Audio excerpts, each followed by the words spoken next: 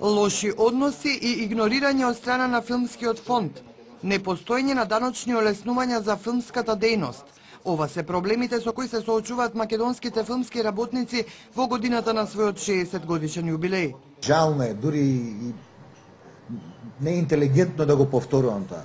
Меѓутоа, Друштвото на филмски работници нема добар изграден однос со филмскиот фонд. Единствената земја што остана без данечно олеснување во регионот, тоа сме ние. Не знам за Албанија да ви кажам, али знам дека пред скоро време председателот на Србија на насловната страница на Холивуд Репортер излезе, ги повика продуцентите од Америка, бидејќи Холивуд Репортер е до таму, и им вети 20% данечно олеснување за секој проект што ќе го донесат во Србија. Македонските филмаджи со монографија и DVD со најдобрите македонски филмови ќе го одбележат јубилејот доколку Министерството за култура им додели средства.